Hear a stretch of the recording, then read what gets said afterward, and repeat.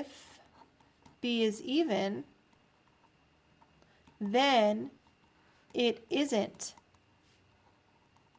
a perfect square trinomial. Okay, so that's a little different. So we're going to create two cases. So we have, say for example, x squared plus 6x plus 1. So b is even, and it is not a perfect square trinomial. So here that statement is true. But I can think of another case.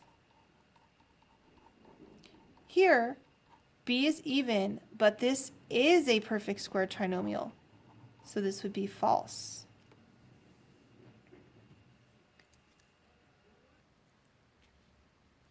So in this case, this statement, if b is even, then it is not a perfect square trinomial. Well, sometimes that's true, but sometimes that's false. So in this case, we would say it is sometimes true. Finally, our last question. It says that a contractor estimated that her expenses for a construction project would be between these two amounts, and she's already spent $496,000. How much more can she spend and remain within her estimate? So the most she can spend is $750,000, and she's already spent $496,000. So the most that she can spend more would be $254,000. If she spends more than that, she'll go outside of her estimate. And she said that that the cost of the job would be at least $700,000.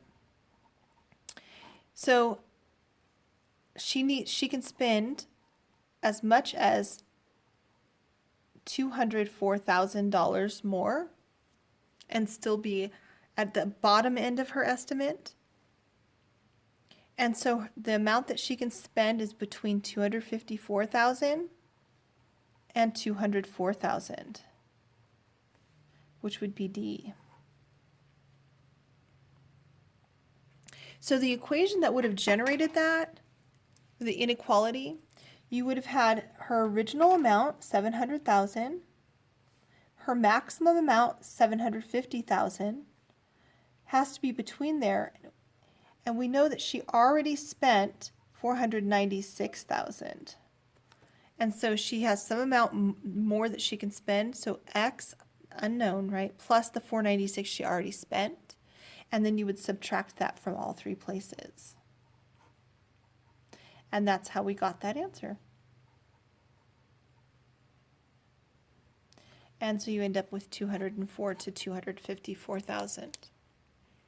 That's it. Good night.